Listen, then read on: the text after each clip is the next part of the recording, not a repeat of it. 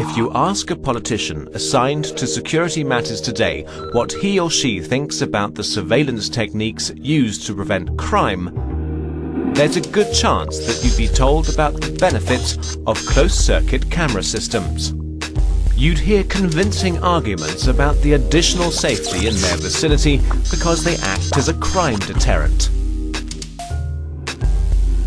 Or you might hear about the virtue of being able to track terrorists by filing information about airline passengers or by enforcing the use of biometric passports.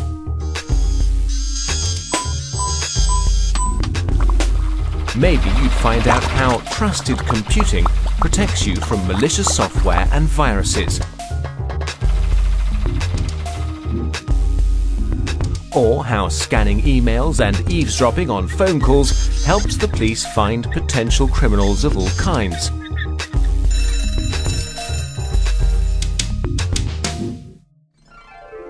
It would probably all sound great, because the idea is that you should start thinking of these techniques as being the cream of the crop.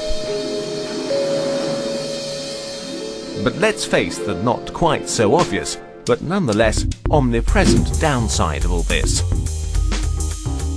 While public cameras may actually help the police to find criminals, modern CCTV systems like the ones used in London are even today able to lock on to any person the operators wish to track using automatic facial identification, thus enabling the police to create a detailed database of, say, all of your movements. The keeping of records about airline passengers flying to the US and, in addition, the obligation for everyone to submit biometric passports are supposed to help fight terrorism. But this also allows the secret services to gather explicit information about the nationality of every traveller, explicit information such as your fingerprints, the colour of your eyes, and a high-resolution picture of your face. Information you would usually expect to be taken from suspected criminals. Trusted computing promises to enhance security on your PC by only allowing certain trustworthy software to run on your machine.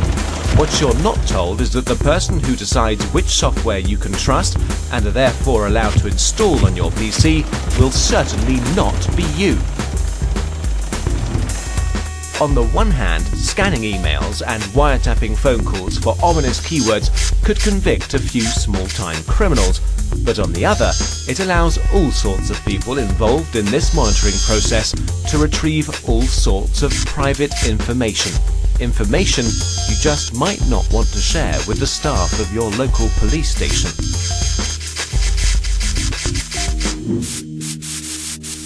These symptoms can all be taken as evidence of the slow but steady conversion of our Western societies into police states.